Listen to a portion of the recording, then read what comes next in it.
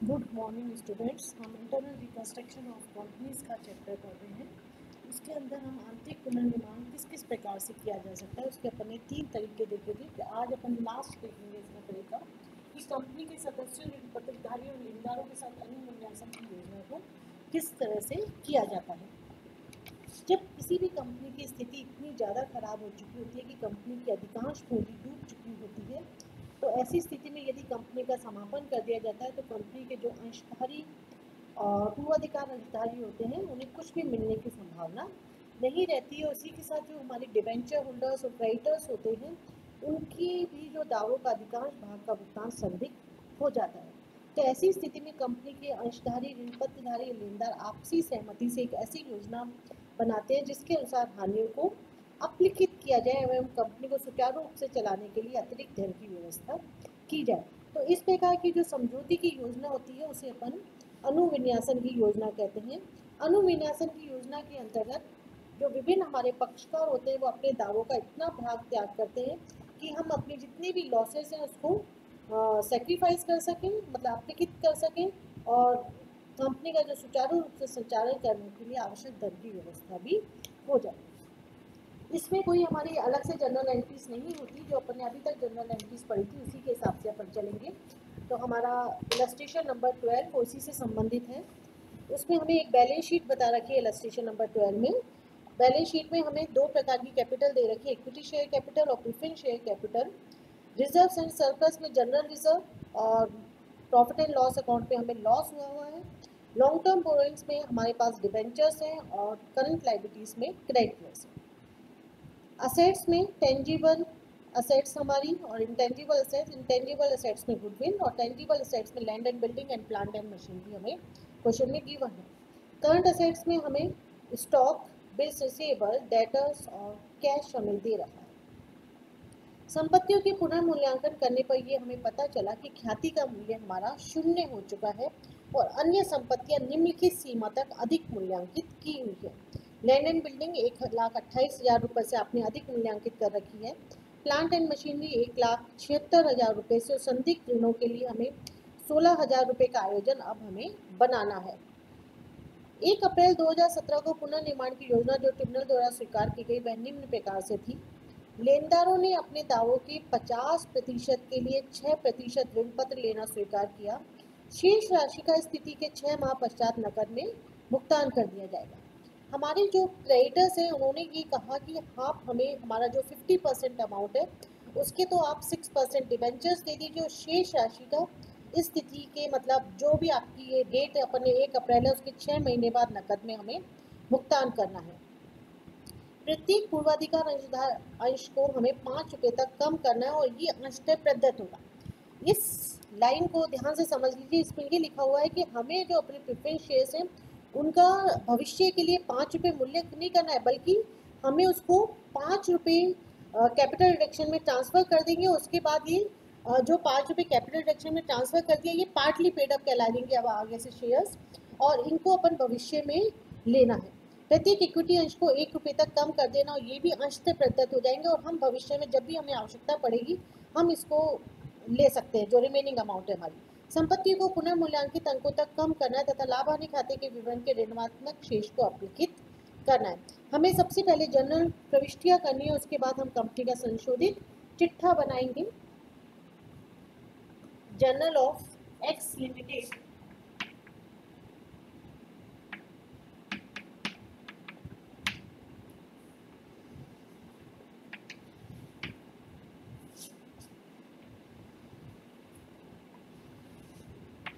Journal में हमारी 2 side होंगी, वही डेबिट क्रेडिट।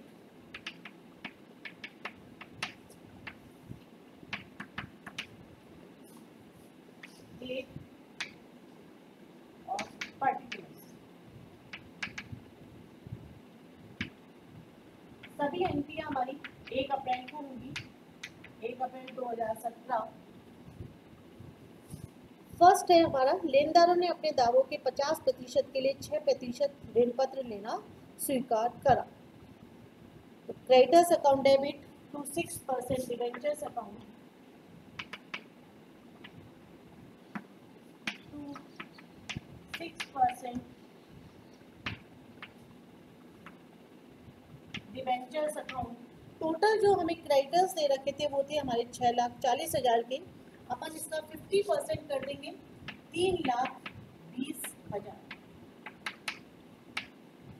और फिर अपन इसमें नरेशन में लिख देंगे 6% debentures issue to the creditors for 50% of their claims under reorganisation scheme. Next है हमारा प्रत्येक पूर्वाधिकार अंश को 5 रुपये तक कम करना है और अंशतः प्रदत्त शेयर्स में कन्वर्ट हो जाएगा। तो आपकी एंट्री होगी preference share capital account debit, ये भी हमारी 1 अप्रैल को ही होगी। Preference share capital account debit to capital reduction account.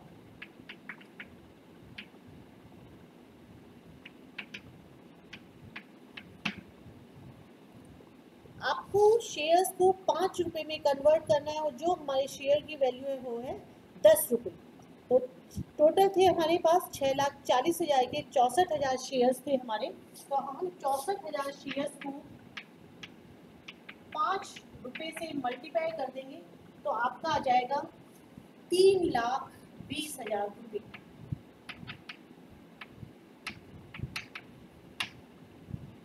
अभी तक आपने जब भी इस तरह की एंट्रीज की थी प्रेफरेंस शेयर्स या इक्विटी शेयर्स का जो अपन प्राइस रिड्यूस करके चलते थे, तो आप यहाँ पे ब्रैकेट में लिखते थे। जैसे पुराना शेयर 10 रुपये का है तो हम ब्रैकेट में लिखते थे ₹10 और नीचे अपन लिखते थे नए शेयर। लेकिन यहाँ पे ऐसा बिल्कुल भी नहीं करेंगे क्योंकि हम जो शेयर्स की वैल्यू है उसको चेंज नहीं कर रहे हैं। ऐसा इसलिए नहीं करेंगे। इसके बाद अपन इक्विटी शेयर्स के लिए चलेंगे।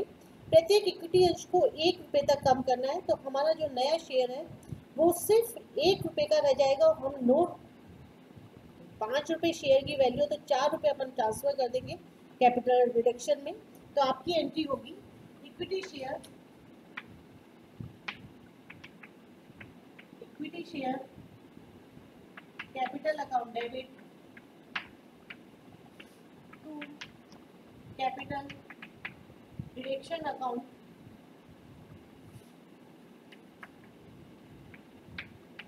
नंबर ऑफ शेयर्स थे हमारे equity 1,92,000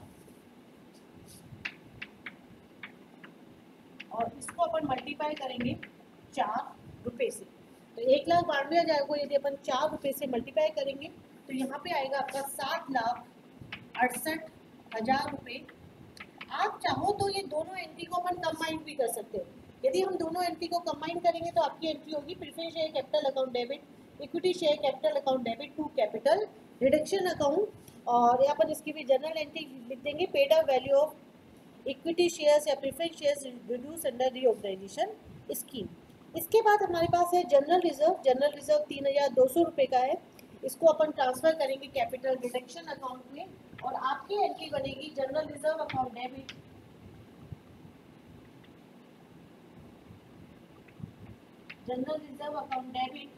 to capital reduction account.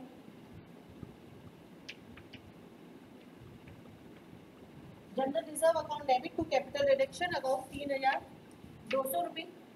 जितने भी हमारे रिजर्व होते हैं उसके बारे में यदि कुछ भी नहीं लिखा है, यदि लिखा है तभी एंट्री नहीं की जाती, बल्कि जब नहीं लिखा होता तब भी हमें हमारे जितने भी रिजर्व होते हैं उनको कैपिटल रिडक्शन अकाउंट में ट्रांसफर करना होता है। नेक्स्ट है हमारा संपत्तियों को पुनर्मूल्यांकित अंकों तक कम करना है तथा लाभ हानि खाते के विवरण के ऋणात्मक शेष को भी हमें अपलिखित करना है। तो नेक्स्ट भी 1 अप्रैल की होगी। जितनी भी अपन एंट्रीज कर रहे हैं वो सभी 1 अप्रैल को हो रही है।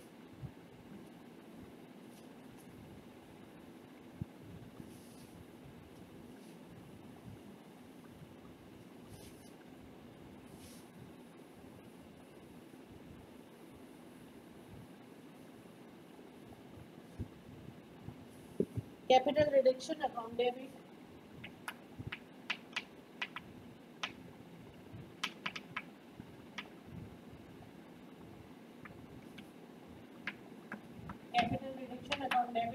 To statement of profit and loss account.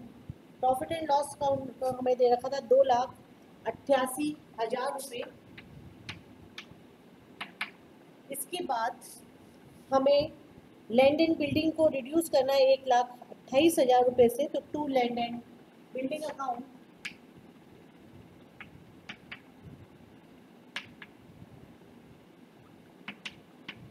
1,28,000 रुपये।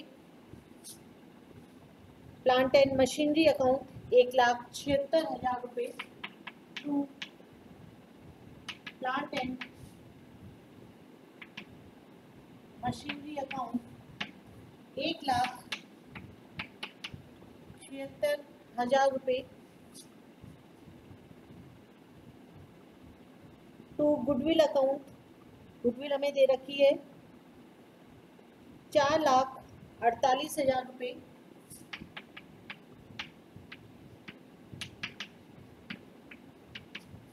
₹4,48,000 की।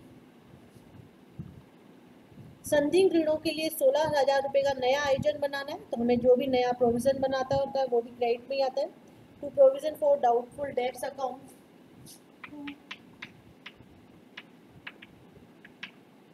provision for doubtful debts account 16,000 रुपये।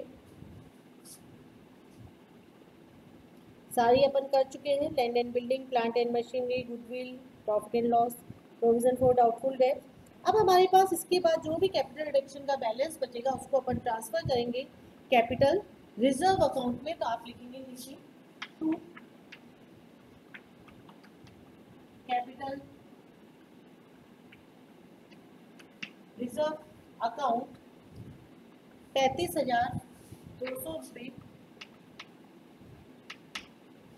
आप चाहें तो जो कैपिटल रिजर्व की एंट्री है वो अलग से कर सकते हैं अपन, इसमें एंट्री में नहीं करेंगे। और इसके लिए हमें ऐसा करना पड़ेगा कि पहले कैपिटल रिडक्शन अकाउंट बनाएंगे और कैपिटल रिडक्शन अकाउंट में सारी एंट्रीज लिखने के बाद जो भी बैलेंस बचता है वो 35,200 रुपये बचेगा। और इसको अपन इस बैलेंस को इस तरह से फाइंड आउट कर सकते हैं। 35,200 रुपये और टोटल आपका हो जाएगा 10,91,200।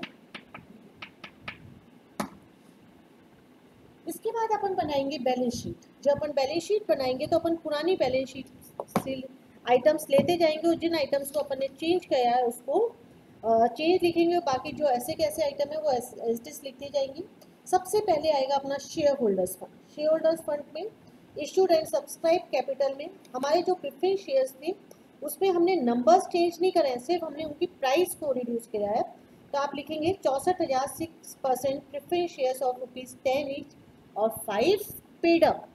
5 रुपीज़ पेड अप है 3,20,000 रुपये। फिर अपन next 1,92,000 equity shares ₹5 each, ₹1 paid up 1,92,000 रुपये।